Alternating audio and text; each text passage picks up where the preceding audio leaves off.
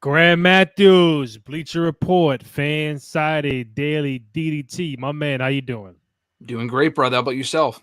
Doing good, man. Can't complain. We're doing this live on Friday, May 17th, 2024. Follow my man, Graham Matthews, on Twitter at WrestleRant. Find myself, Rainy J. Cruz, RENDY, letter JCRUZ. Find the podcast on SoundCloud, Spotify, Apple Podcasts, also on Amazon Music. TikTok, 2 out of 3 Falls Pod. YouTube.com/Cruise Control Podcast. Again, we are doing this live on both YouTube and Twitter. So anybody watching, got a question, comment, any feedback, hit us up in the chat. We'll read it on the air. So, Grant, we're about a little over a week away from the Queen and King of the Ring in Saudi Arabia. We had a conversation last week debating whether your guy, Cody Rhodes, would have a match. Would he have a show off? But lo and behold, he will be on the card defending his championship against Logan Paul. We don't know if it's a title, but we know it's a champion versus champion deal. And again, like I told you before, with these storylines for Cody, I think they're gonna just push out these opponents for him until they find something that'll land. But he gets Logan Paul, King of the Ring. What do you expect from that match, and do you see it being more than what it is on paper? I like the match. I just don't like the fact that seemingly it's for both belts. Now, they haven't confirmed that. They're calling it champion versus champion. They did not say, as of now, as of 12:30 Eastern time on Friday before SmackDown, they have not said that it's for both belts. They've only called it a champion versus champion match and not title for title. I don't think it should be. I don't think anything is accomplished by doing that. Cody Rhodes does not need the United States Championship. To overcomplicate it, because I've seen people suggest, oh, maybe then LA Knight can beat Cody Rhodes for that belt. Why do that when he could just beat Logan Paul? That doesn't make any sense to me. Logan Paul obviously should not be WWE champion at this juncture, if at all. I like the match itself because I think they could have a really good match. Cody Rhodes is beloved. The Logan Paul gets a lot of heat. It's a great dynamic. I'm looking forward to the contract signing tonight. We should hopefully get more details tonight as far as what exactly is in stake in this matchup. I just don't really know why they would rush into this so quickly. It does feel like an attraction for Saudi Arabia. We get a lot of those part-time attractions at these sort of shows, and that's fine. It just kind of feels like it comes out of nowhere. And also because they don't have a whole lot of other competition for Cody Rhodes right now. AJ Styles lost clean at Backlash. A lot of the other people are busy in King of the Ring right now. Not a whole lot of options that make sense for Cody Rhodes on the show, aside from Logan Paul. I just don't like that it has to be for both belts. Just putting the WWE Championship on the line, I think, would suffice.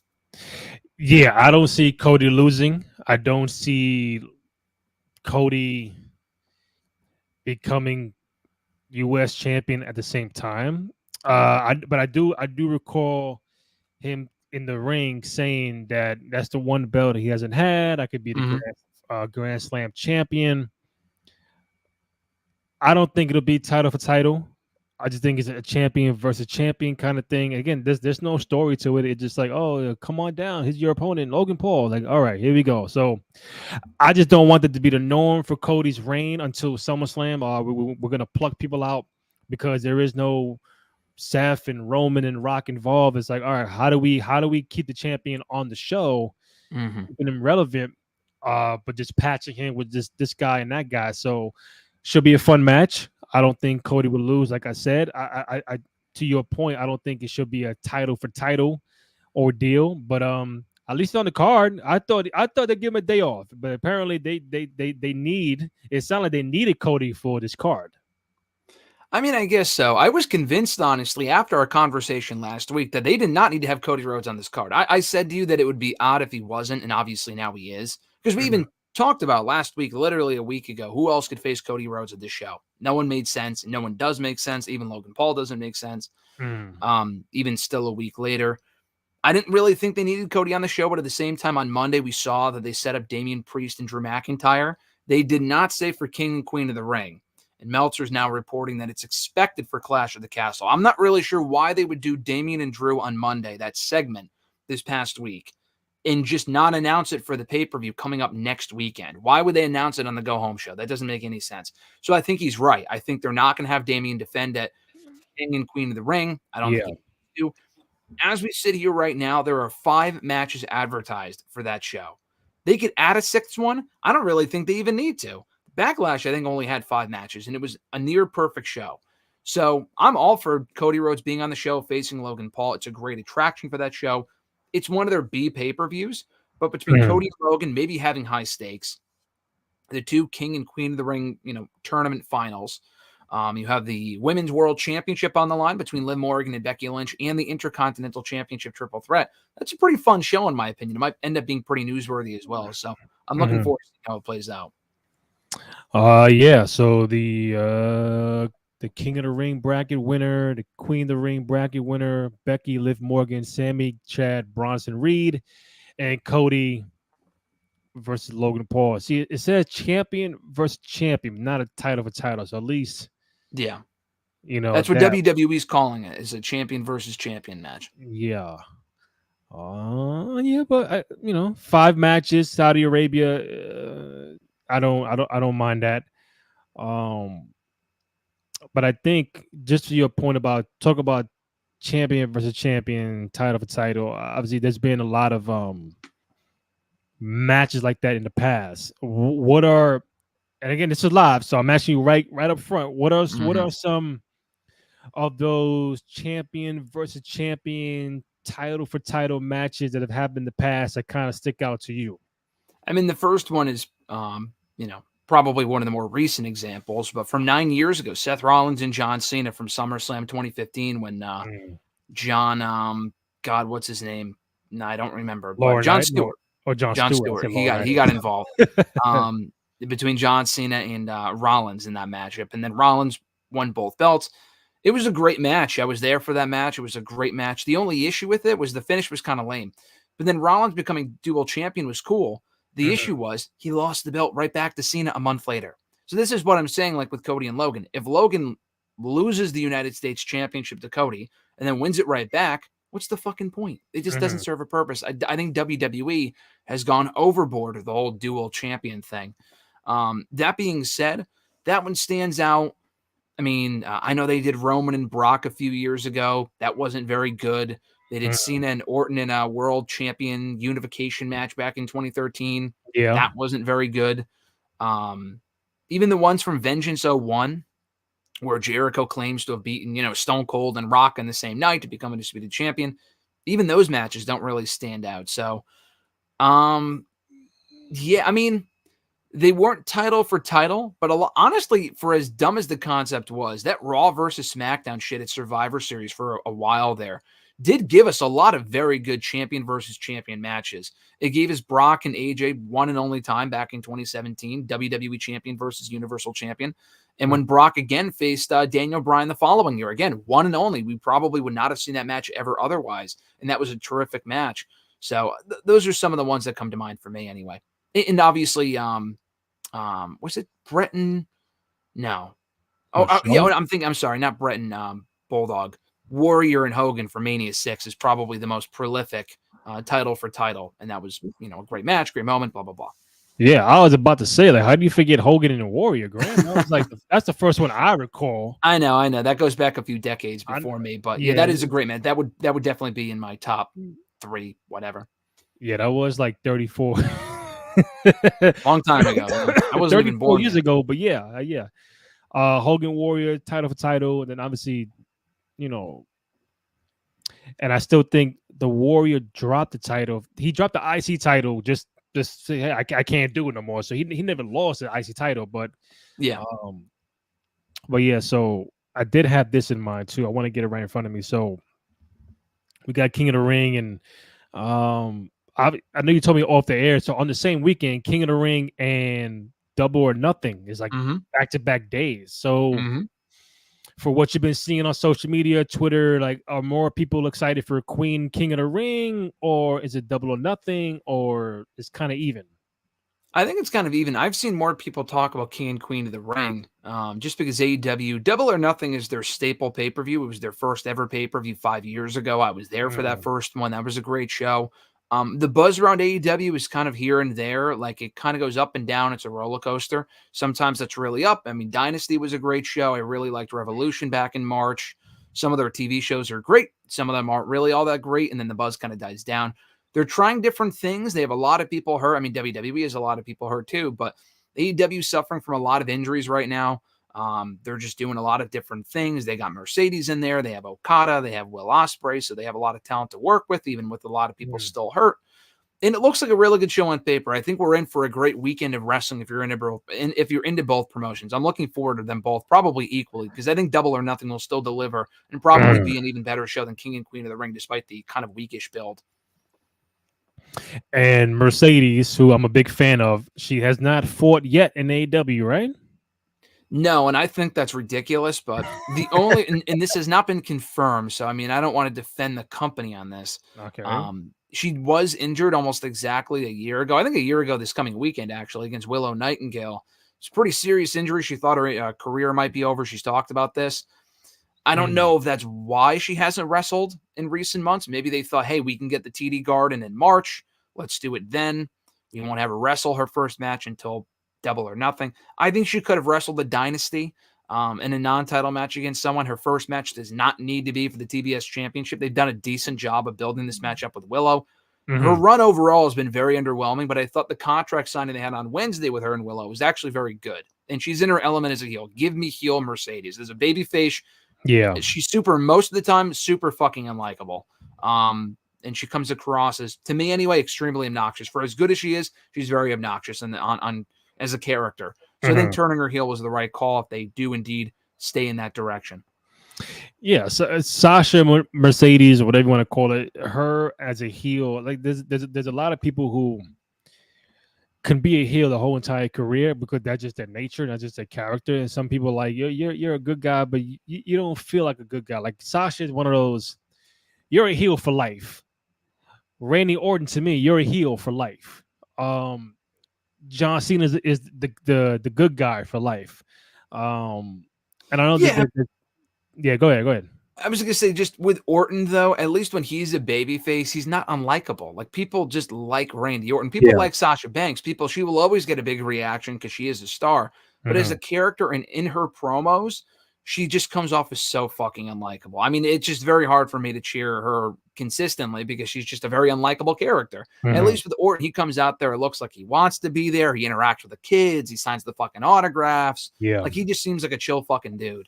It depends on who it is, but I mean, yes, but to your point, though, he is a natural heel, is Randy Orton. Yeah, because, Viper and, Legacy Orton and Evolution Orton, that guy, the Legend Killer. Yeah. That guy is, come on. It's been a few years since we've seen that side of Orton, and hopefully at some point after this, the buzz dies down from his return from injury, maybe we can see heel Orton again on SmackDown. Again, we talked about it before, but heel Orton versus babyface Cody is just a money feud waiting to happen. And I can't wait. I agree. That might be the SummerSlam match. With Rock probably not coming back anytime soon, that might end up being the SummerSlam match. I don't know if they turn Orton by then. That's only 2.5 months away, but it's a possibility. I'm going to get back to Rock in a second. I'm going to circle back to not so much King of the Ring, but Saudi. So I've seen somewhere that Saudi Arabia wants to be in the mix to host a WrestleMania or a Royal Rumble. Listen, I know every aspect of the world is trying to get a WrestleMania, London and all that kind of stuff. I get it. Saudi Arabia, WrestleMania or Royal Rumble, like, I know you ain't going over there for no WrestleMania. No, I will not be there for that. I don't know if a lot of people here from the States are going to be there for that. Yeah, listen, I mean, it's all a money thing. If they can get a lot of money out of it, they're already in a partnership with Saudi Arabia anyway. They might be saying to WWE, hey, I mean, what we've been doing for the past 6-7 years with these glorified, not house shows. The shows have been better in Saudi Arabia in recent years, but like the early Crown Jewel shows were fucking terrible. Some of the worst pay-per-views I've ever seen. They might be saying, hey, like, you guys are going to France and getting like these big money deals and getting these hot crowds. We want that too. But like, the thing is, they're getting greedy now because they get 2 pay-per-views a year with King and Queen of the Ring now, which was Night of Champions last year, Super Showdown before that, and then Crown Jewel every November. Now you want one of the big 4. And WWE has not gone on record in saying this, but it has been reported that for all the international touristy places that they've gone for, like Backlash in France, and they're going to Germany, they're going to Scotland in a couple months. They were in Cardiff, Wales for Clash of the Castle 2 years ago. None of those pay-per-views were WrestleMania, the Rumble, SummerSlam, or even Survivor Series. Money in the Bank they have, but the other four, they have not gone anywhere else outside of the country, at least in SummerSlam 92. And it would be fine if they did, but I would be surprised if they went to Saudi Arabia for one of the big four before they went to like London for a SummerSlam or a Mania or something like that. And guess what? Saudi Arabia, they already got the greatest Royal Rumble, quote unquote, what they called the greatest Royal Rumble 6 years ago, and it was fucking terrible. So no thanks. Not again. The greatest, worst Royal Rumble. Yeah, no, seriously. That's where Titus fell, right? Yeah, that was where Titus fell, where Braun Strowman won the belt. That didn't end up mattering. That is actually fun fact for you, where Chris Jericho had his final WWE match to date. He had never wrestled for WWE again after that. And that was when he wanted Taker, right? Or something like that. He was supposed to get Taker or some shit like that. I think that was, it might have been that show. I think it was where he was supposed to face. So it was Rusev and Taker in a casket match. Yes. And then I think Rusev got heat or something like that. He got himself, I don't know, some shit on himself. So then they replaced him with Jericho. And then they put Rusev back in the spot anyway. So it's like, what the fuck is going on? So, but he ended up being in the greatest Royal Rumble match itself. Did not last long. But yeah, he had his final WWE match today in Saudi Arabia on that show, which is just incredible. So, in your estimation, no WrestleMania Royal Rumble for you in the future for Saudi Arabia? Probably not anything can happen, but I don't think I'll be going to Saudi Arabia for either one of those shows. I'll be watching from the comfort of my couch. So if BR said, yo, I want you to cover WrestleMania Rumble for Saudi Arabia, you going? Maybe. That's why I say anything can happen, but probably not. I would much rather. I feel like it would be a crime for me to go to a show outside, because I've always wanted to go to a wrestling show outside of the United States. I've seen hundreds of shows here in the States from every company, every major show. I have never seen a wrestling show in England, like gone to a show, like a WWE show or anything like that outside of the country. It's always been on my bucket list. That's like one of the last remaining wrestling bucket list items I have. I feel like it would be a crime for me to first do that. And my first show doing that would be in fucking Saudi Arabia. Nothing against Saudi Arabia itself. I'm sure there's a lot of lovely people there, but there's obviously a lot of culture issues, and it's just not safe for a lot of different reasons. And just, I don't feel comfortable doing that. So probably not, but I guess anything can happen. One more thing on King of the Ring, and again, this is live, so I like asking questions out the blue. So, I think King of the Ring recently is, again, it's a lot of nostalgia coming up, and people just, once they hear King of the Ring, it goes back to their childhood of the tournament and stuff like that. Even you're doing a piece on the best winners at the King of the Ring. I want to ask again, because I'm older than you, so I might have a difference of opinion. But if Graham was to build out 12 months PLEs, pay-per-views, like obviously you have Mania, SummerSlam, Rumble, and Survivor Series. So you got to fill out the final 8 of all the shows that have ever happened in the company. Like, what are your other 8 pay-per-views you want to have in your calendar year? And will King of the Ring be one of those? It would be. I honestly think what they're doing now is perfect. I mean, this is the closest to me to a perfect pay-per-view calendar I think I have ever seen, where they still do around 12 shows a year. It might be 11, because there are some months they don't do one. So, for example, we're getting 2 this month. We're getting King and Queen of the Ring next weekend. And we just got Backlash. We didn't get one in March, so that's why we're getting 2 this month. They're doing Clash of the Castle in June. I mean, this could be a whole other video podcast in and of itself. But yeah, I mean, aside from the big 4 itself, I honestly, personally, I don't like Mania being in like late April, which is what they're doing next year. I don't like that, but that's just me. Because ideally, I would not do a pay-per-view in between the Royal Rumble and Mania. I just feel like it's fucking pointless. The last couple Chamber shows have been good, but overall, you could do that shit on Raw or SmackDown. The Chamber concept itself, I would save for when it actually matters. I would not just do it at the same time every year, because nothing of note ever really happens anyway. So I would do no pay-per-view between Royal Rumble and Mania. I would do Backlash coming out of Mania in May, which is what we've gotten. I would do King and Queen of the Ring in June. the international stuff kind of throws you for a loop because they like to do Clash now. I don't know where that would fit in. I like Money in the Bank being in July. I like SummerSlam obviously being in August. September, I was always a big Unforgiven fan. I'm just going back to the old pay-per-views, but I liked Unforgiven. I like No Mercy in October. I know NXT has Halloween Havoc. You can make that a main roster pay-per-view. It just replaced No Mercy with that. But either No Mercy or Unforgiven in September. Mm-hmm. They have not done Extreme Rules in a few years, so we don't have to worry about that. They have not done Hell in the Cell in a few years. We don't have to worry about that. Survivor Series in November, and that's it. Now, they have the Saudi Arabia shows. So King and Queen of the Ring I would keep in Saudi Arabia. I don't mind that. They have to do 2 shows a year there, unfortunately. So they have to do Crown Jewel in early November or some shit. But, I wouldn't even do one in December. They haven't done one in December in a long time. They used to do TLC in December, not since 2020, which is good because that was kind of a pointless pay-per-view as well. I liked Armageddon, but again, it was kind of a filler show. So that would be my lineup probably. Yeah, I would bring back Unforgiven, classic. That's the only one I feel like they haven't brought back. I feel like they've brought back. I mean, Judgment Day they can't bring back because they have a faction, but I mean, that wasn't always a great show anyway, so that's fine. But I feel like they brought back a lot of the other ones, even if it's not on the main roster, like Great American Bash. I thought was a great idea in July.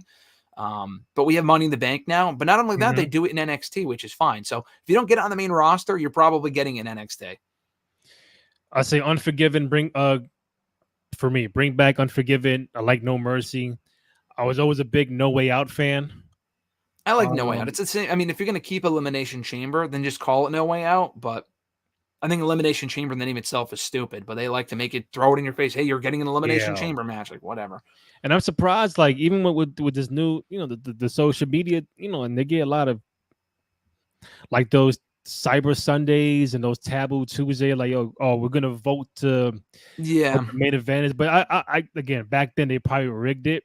They probably just said, we're going to have you vote, and then we won't take your vote anyway. I heard they didn't. No, I heard it was real. Like people in the company that have no reason to lie about it did say it was legit in a lot of different instances. And granted, in a lot of the matches, it's like, do you want this to be a street fight or a no holds barred match? It's like they're the exact same fucking thing. And they do that on purpose because they want to be able to prepare for the match, and it's the exact same thing regardless. Then just don't even do it. But you're right. I thought that for the last 10 years. How have they not brought that back? They used to do that on Raw, like when Raw first went 3 hours. They used to do fan votes with like, do you want this match or do you want to do this stipulation? And at least according to Jericho and a few other people, that was legit shit that they did. And they would have no reason to lie about it now. I always thought that was a cool concept too. But the performers fucking hated it because they couldn't prepare for a match they didn't know they were having. So I kind of get it. I thought as a fan, I thought it was cool. But there was a reason it didn't last long. That's the beauty of it. Like this is up to the fans across the world, and you got to sit there. Am I having a strap match or a fucking cage match? And they're gonna vote for the cage. Oh shit! All right, I guess we got to go in the cage now. So it's like that was what. Almost 20 years ago, I think 06, 07. It was. As a fan, I thought it was cool. You're right. As a fan, I liked it. I kind of grew up in that era as well. So yeah, they had Taboo Tuesday to start in 04, 05, and then Cyber Sunday from 06 to 08. So it didn't really last long, and obviously it didn't really work because otherwise, why wouldn't they have kept it? But yeah, that is one thing they have not gone back to. Maybe now it's harder to tally up like hashtags and shit, whereas back in the day, it was texting.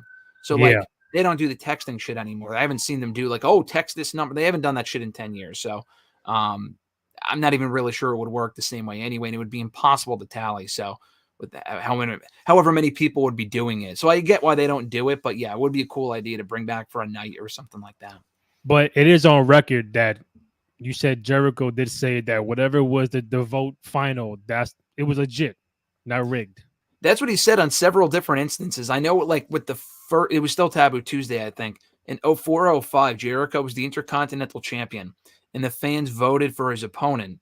And he thought for sure they were picking like Christian or like whoever the fuck, and they ended up picking Shelton Benjamin. So he said they had to call the entire match out in the ring together, and it ended up being a very good match because Shelton's a pro, and so is Jericho.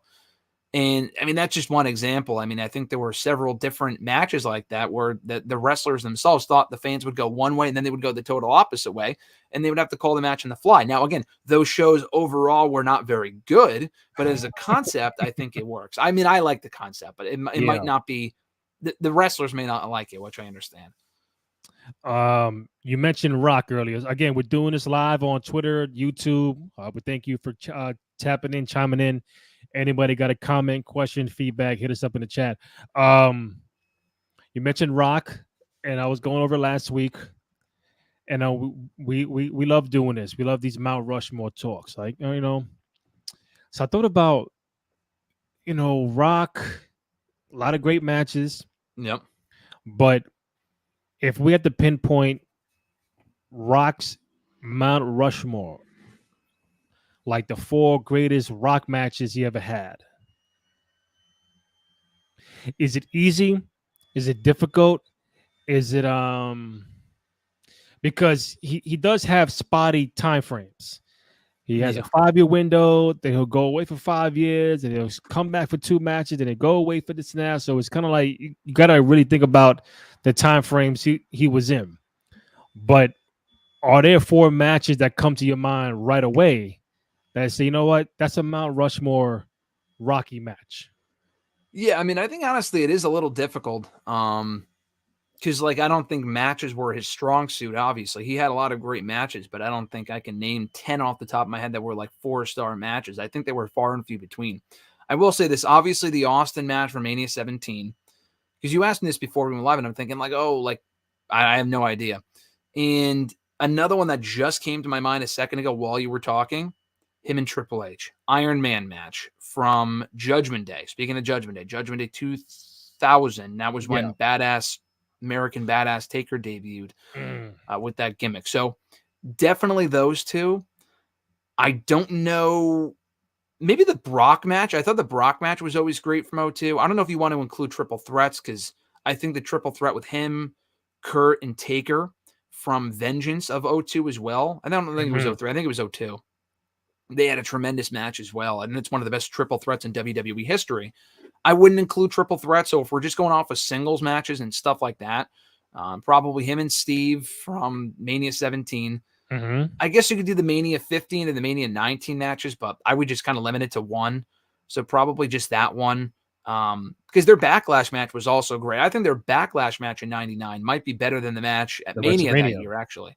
Yeah. I guess you could say that one. But yeah, definitely Triple H from Judgment Day.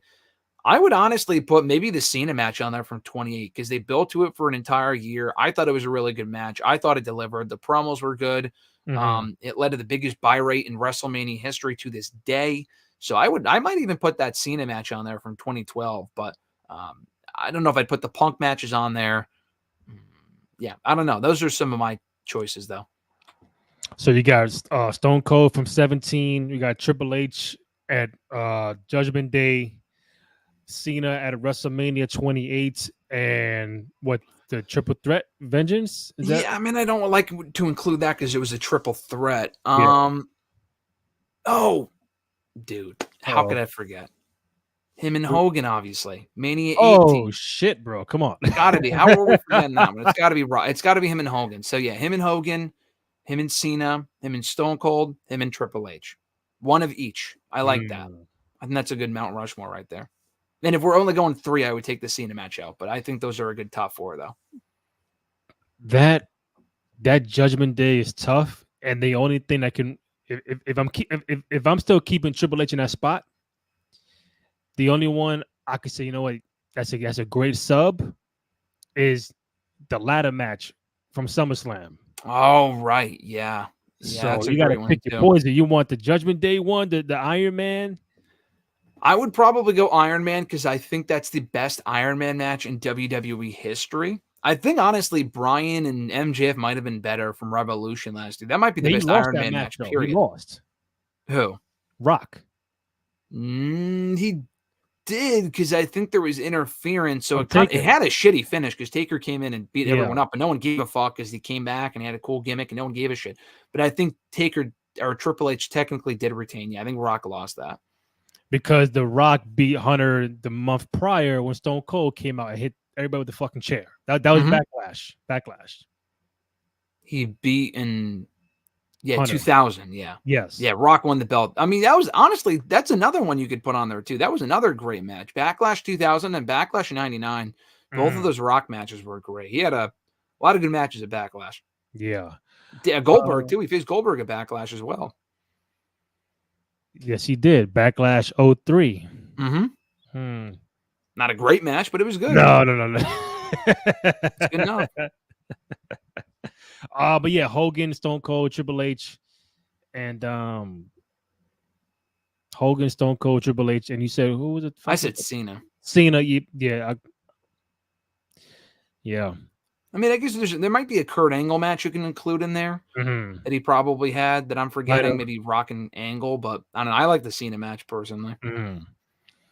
What else we got here? Graham? I did see a tweet earlier in the week.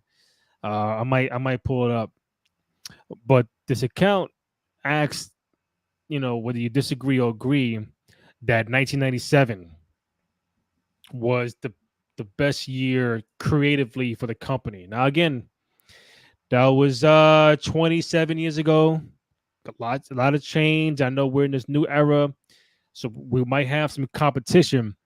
But I think unless I pull this up, it's telling me that. Come on, and there you go. I'm gonna keep it fair here. All right, let me see. Boom. There we go. All right. Because in 97, it was the start of Raw's War, the rise of Stone Cold, Hart Foundation versus America, Kane Taker storyline, the formation of DX, Shawn and Brett feud, the rise of the Nation of Domination, and Rocky Maivia becoming The Rock. So a lot of things going on in 97. Obviously, Montreal Screwjob was also in that year. A very high profile year creatively. Do you think? I know you won't say that's the best one because I think you might say something more recent has topped that. But what do you think about what they're saying as far as 97 being the top dog creatively? I mean, those are good points. I mean, I don't know. Would I agree with that? I'm not going to say no because I think there's a lot of good points there. I was ready to say no when you first brought this up, but when you lay it out like that, it's a pretty compelling argument. So the only other year, I guess creatively, the only other year that would come to mind for me as far as being better, I don't know about creatively, but like in the ring, 2000 was a far better year. Like there's far better matches I can name. Like from that shit, like how many great matches were there actually from 97? Some good ones, some very good ones. Not a lot of great ones. But 97 was a very good year. It might honestly be their best year creatively. Would I go back and watch a lot of Raws from that year? No, but that's just me. But honestly, it's not a bad argument. I mean, listen, a lot, like I said, a lot of shit going on. A lot of star making here. Obviously, Kane Taker. You got Kane Taker involved. Stone Cold, Brett. You got Hunter, Shawn involved. Factions, DX, the Nation, Hart Foundation, McMahon. Turning a heel at some point in time. Montreal Screwjob. And again, going up against WCW and Nitro, they felt like they had to do these kind of things. But if I had to pick one that would rival it, like a full year, I mean, listen, some could say what you've been seeing the last 2-3 years is going to be up there. I agree. Bloodline storyline, and it's like a whole bunch of things going on. Like I get it, but just on the surface, this is a top 5, top 10 year. I would say yeah, but number one, I can't really answer that right now. Yeah, I don't know if it's number one, but I mean it's so hard to quantify like what would be the best year. I think it's up there though. I mean, yeah, you're right. The last couple of years have been great, especially in ring wise. I mean, we get far better matches now. But I mean, even what I said a moment ago, as far as we didn't get a lot of, I mean, I don't know, I wasn't watching in 97, but like off the top of my head, what great matches we got in 97. That's not even necessarily true what I said, because that year alone, the Shawn and Brett matches overall weren't great. But we had the greatest Hell in the Cell match ever, the first ever Hell in the Cell match, where King debuted, obviously, at Bad Blood that year between Taker and Shawn. Greatest Hell in the Cell match of all time. We've talked about it ad nauseum in the past decade, but that's right. Bret Hart and Stone Cold for Mania 13, one of the greatest Mania matches, period, was that year as well. And then another, I think one of the greatest pay-per-views they've ever done is the Canadian Stampede show. That was also that year. That was 97. That was a phenomenal pay-per-view. One of the best they've ever done. You talk about best crowds and shit. So yeah, and that main event is great. So I would put those top 3 matches as far as 3 of the greatest matches ever. And those all happened in 1997. So yeah, I mean, it's definitely top tier year. I mean, honestly, I know you're ready for me to say like, absolutely not. It was garbage. It gets pretty, you muddy the waters in 98 and 99 with the faction bullshit, but this was like the beginning of it. And not in a bad way. Like we had DX, like you said, it said right there, DX, and a lot of shit like that. And it wasn't bad. So I honestly think that might be a correct assessment. I'd have to really think about it though. So for those who are watching, I'm bringing up a lot of old stuff here because obviously me and Graham, we go left. We don't really review Raw and SmackDown like that unless it's something really dope. I know King of the Ring tournament's going on. Jey Uso's in close to the finals, and so we're probably going to get him and Gunther for that side of the bracket. We did see Jade advance and Bianca advance, so I think Naomi advanced too. She beat Nia Jax. She lost to Nia Jax. She lost. Yeah, Nia. Oh, that's right. She did. Yeah, she did. Fuck. Well, still got Jade. Still got Bianca. Yeah, we're gonna see what's gonna happen if they're gonna end up going 1-on-1 and how would that play out. I did see that we are coming up on the 25th anniversary of the King of the Ring 1999, Graham. Coming up next month. So I don't know if you know the card. I mean, this is what we do. We go back, we talk about current shit, but I'm gonna show you what was that card because it was kind of funky, Graham. Look at this shit. Look at this shit. I know. I was working on I'm working on another article for next week as far as like some of the best, craziest moments at Hell in the Cell at King of the Ring. So I went through all the cards because I'm thinking there's not a lot of shows. There were. I mean, it went from 93 to 02. So that's 10 shows right there. And I went through every card to remind myself. And I've seen all the matches, or I've seen every show before. I had to go back and look at all the cards. This was the one that really did not have a lot worth watching from at all. I mean, they had a lot of the King of the Ring matches on the show, including the quarterfinals. I would much rather have just the semifinals and the finals or just the finals. I think doing the quarterfinals really muddies it down. I mean, in 93 was great because Bret Hart went through like 3 matches in one night, and it was great matches. This show was not 1993. This show had a lot of shit-ass matches, just like garbage shit. The biggest thing that happened on this show, you had Taker and Rock. I don't remember how good that match is, but you had Vince and Shane against Stone Cold in the handicap ladder match. Like that's right. It didn't even end up mattering anyway. Like a lot of the shit was a complete waste of time. So Graham, it was for full control of the WWF. Come on, that's a main event match right there. And that was but it wasn't even good. It wasn't even good. I remember watching that match. Not at the time. I remember going back and watching. It was just not good. So yeah, this show is ass. Not a good show to have an anniversary for. Ass like Mr. Ass who won the King of the Ring. The exactly that's how ass the show was. It's a fitting synonym for this show as far as how bad it is. I'm like, yeah, exactly. He ended up winning King. They went absolutely nowhere with it. Is Billy Gunn on your upcoming write-up for best King of the Ring winners? He's number 1 and number 2. Billy Gunn. Terrible. You could put him in the trash with fucking Baron Corbin from a couple of years ago. Yeah, listen. I'll go back and I'll probably watch the main event. I'll probably watch Taker and Rock. That's pretty much it, bro. Dude, that's it. You ain't watching shit else from this show. I'm gonna tap into Billy Gunn, Ken Shamrock. No, yeah, I'm sure. Nah, this is again, not the best pay-per-view, but it happened, so I can't do shit about it. See my boy Noob is in here, so thank you, man, for appreciating. What is he guys saying? Yeah, Naomi lost it Yeah, I know. I corrected him. Attitude Era was definitely ahead of his time. Yes, and people still love to shit on it. I don't know why, but it happened. It had numbers. You can't do shit about it. Stop fucking hating on it. And I know this. It wasn't the great. Like matches weren't great. I get it, but it played a pivotal role of why we are here today. So that's all I want to say. Don't waste the Jade Bianca match on a random SmackDown with too many commercials. So in that bracket, Graham, until I get it up, Jade and Bianca is on a path to be It would happen next week if they both win tonight. On a SmackDown. And the next SmackDown. So what's kind of bizarre about that? Next week's SmackDown is not live. It'll be taped in Saudi Arabia. Do not do that match in Saudi Arabia tape, man. That's fucking ridiculous. So I hope Tiffany wins tonight, and it's Jade and Tiffany, or I don't know. Tiffany's facing Bianca. Jade is facing Nia tonight.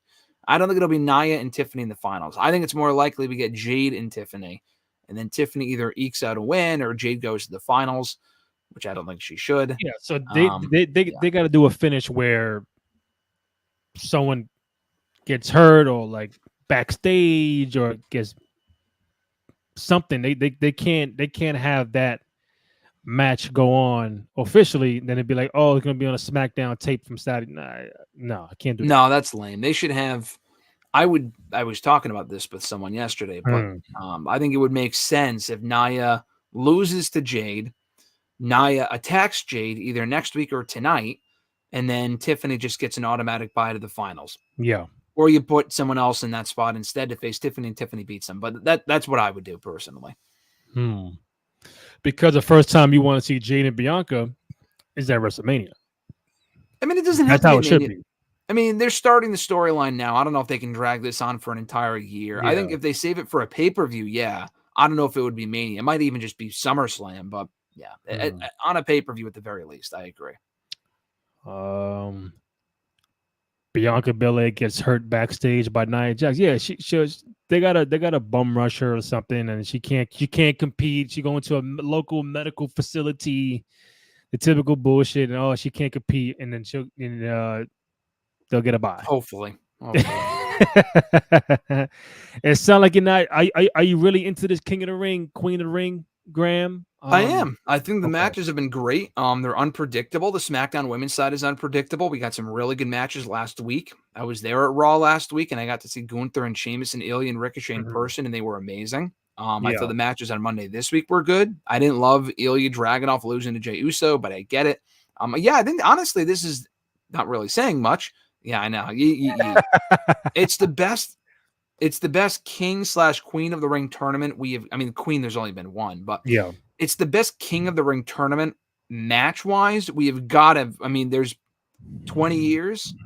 There's not another King of the Ring that comes to mind that was as good as that has been. And we're only in the second round so far, but we have not had a King of the Ring in the past 20 years that was as good as this one. The one in 2019 had some good matches, 2021 too, but this one so far has been better, in my opinion. So again, as of right now, we do have Cody on the card defending his championship against Logan Paul. Still no word if Damian Priest is going to defend his World Heavyweight Championship, and if he is against who, because I think the Drew match will happen at Clash of the Castle. I think it just makes sense, but maybe Damian will have the night off. I don't see. I think he will. Yeah, I think he will. A well-deserved night off for Senor champion from the Bronx. So yeah, give him a fucking night off. Yeah, it's fine. 5 matches is good with me, dude. I like 5 matches. That's on perfect. Pay-per-views. That's perfect. Pretty much my last point. To be fair, anything from the AEW side I should be mentioning aside from Double or Nothing coming up? I don't think so. We talked about Mercedes Moné earlier, so not really. Shows are good. Not a lot to talk about though. Bro, I remember a time where you would come on this show, or my boy Mark would tell me, yo, this AEW shit is going crazy. It is. It's better than NXT and better than this and that. And I'm like, it was. It was. It was fucking hot as fuck. It was, but I think the problem is it's not as hot, but you also have to consider how bad WWE was at that point, dude. There's also there's more alternatives now, but WWE's improved. Right, because I keep seeing these tweets about the company back in 2019. Yeah. And I was like, yo, how do we survive? It was bad, man. It was bad. How do we survive? I saw it was McMahon talk about the wild card rule where Roman, you could go Raw and SmackDown. I'm gonna let 3 guys go here and 3 guys go there, and it's like you're doing that shit anyway, so it doesn't fucking matter.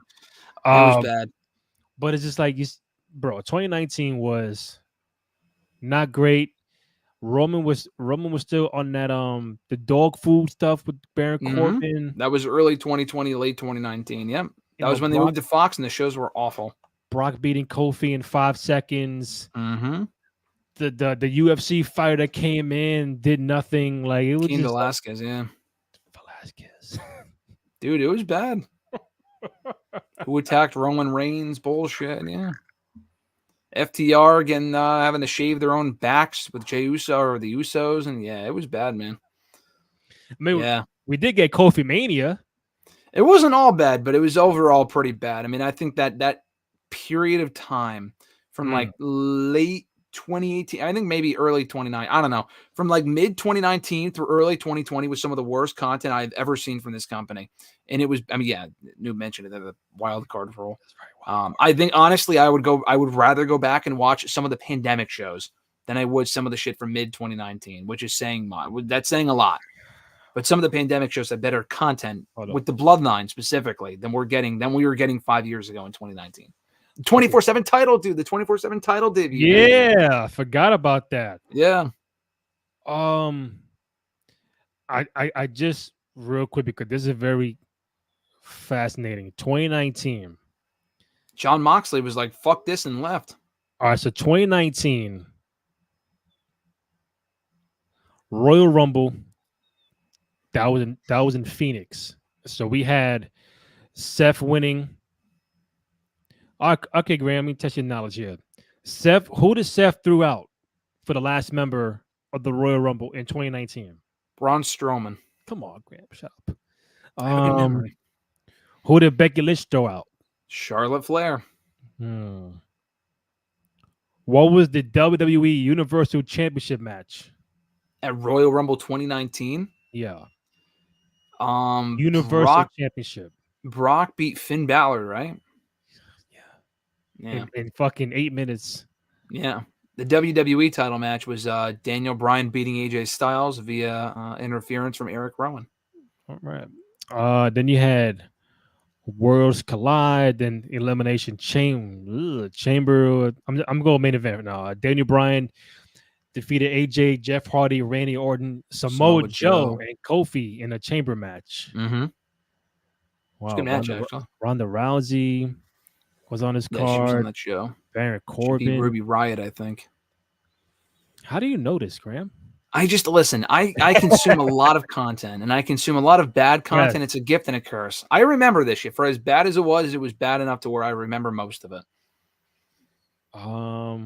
I could probably tell you the main event of every fucking pay-per-view that happened that year because it was so bad. Yeah. Fastlane 2019. Like, this show doesn't even matter. You know what I mean? Who gives a shit? Shield, Baron Corbin, Bobby Lashley, and Drew McIntyre. I was the Shield's last stand. I mean, they had a last stand match after that, but like their last match, I think on WWE TV together was that match. Come on, Graham. Look at the Boston Hug Connection. That was good shit. They won they were the tag team champions. The Revival, Bobby Roode. Wow. The Bar. Remember the Bar? I remember the Bar. New Day. I got a question about New Day, but it's not my original question. I saw it somewhere. I'm going to ask you before I let you go. Okay. Take over New York. All right, then WrestleMania 35. We know what 35. That was that one. Oh, yeah, that's the one you waited 2 hours to get off the MetLife? 2+ hours. Yeah, it was bad. Worst experience I've ever had leaving a show ever. Not even close. Wow. So 1, 2, 3, 4, 5, 6, 7, 8, 9, 10, card, 12 matches on one night. Yeah, that was the last one night Mania. That's all. That wasn't a bad show. It wasn't a bad show, but it was a long show. That wasn't. It wasn't a show I'd go back and watch willingly, compared to some other ones. The Iconics. Wow, that's throwback right there. Baron Corbin retired Kurt Angle. Oh God. And wasn't Roman? Oh yeah, Roman and Drew McIntyre. Wow. Yeah, that was his first match back after getting cleared from cancer. And then just to wrap this up, the Shield's final chapter. Okay. Yeah, that was like a house show they just taped. Yeah, Money in the Bank. I was at that show too. Where was that? I was in. This is in Hartford. Oh yeah, Hartford, fucking Hartford. It was May 9th, May 16th. No, it's Brock, actually 5-year anniversaries on Sunday. That's right. Brock beat. That's where Brock won the Money in the Bank and started using it as a fucking boombox. Boombox Brock. That was Yo, man, 2019 was a time. Yeah, takeover. All right. Don't forget about Super Showdown. Goldberg and Taker on that show. That match was one of the worst matches I've ever seen. And that was the main event. Yeah, it was fucking terrible. Taker almost killed Goldberg, or I'm sorry, vice versa. No way, actually, I don't remember. It was one of them almost killed the other guy. I remember that. Oh my bad. Hold up. 51-man battle royal. Oh my god. Yeah. Mansoor. Yeah, the former Mansoor from Maximum Male Models. He was good though. I liked him. And he threw out Elias. Yes, he did. Wow. Lars Sullivan. Yo, this is fucking crazy. Yeah, remember the Lars Sullivan experiment? I think he actually got hurt in that match, and then he was gone for like a year and a half, and then he came back for a couple months and then got fired. Yo, 2019 was terrible. Stomping Grounds. That was a one-and-done show with Stomping Grounds. Seth beat Baron Rollins Corbin. beat Corbin, dude. That feud was terrible. It's terrible. Lacey Evans was a special. What the fuck was? I checked out to the guy on Fox. Evolve. And even then it was bad. Wow. Yeah, they broadcast an Evolve show. Extreme Rules was the next one. That was Becky and Seth versus Corbin and Lacey in the main event. Extreme Rules. Taker was on that show. Look at that card. Fucking 10, 11 matches. Why? And Taker and Roman was first. Yeah, that was a good opener. That was actually a good match. Shane McMahon, the best in the world. Bullshit was going on that year. That was terrible. Revival and Usos was just not. That would be like a dream feud now, but it was terrible back then. All right, then we got SummerSlam. I think this was in. That was in Toronto. Okay, so that was a good show. I remember that show. That was a good show for the most part. Trish faced Charlotte on that show. They had a really good match actually. Kofi and Randy had a good match up until that shitty finish. The debut of the Fiend was cool, obviously. Right. Rollins and Brock had a great match. Shane beating Owens was whatever. That was, Goldberg beat Squash Dolph. That was a good show. All right, Clash of Champions.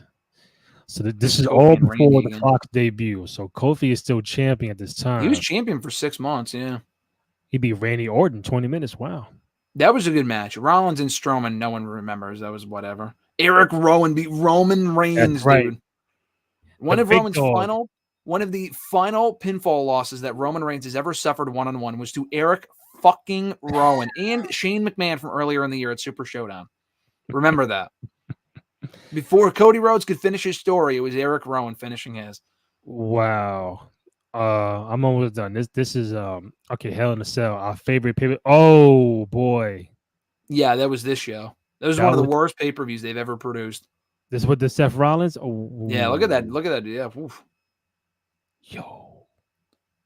Charlotte and Bailey was dumb. King Corbin sucked.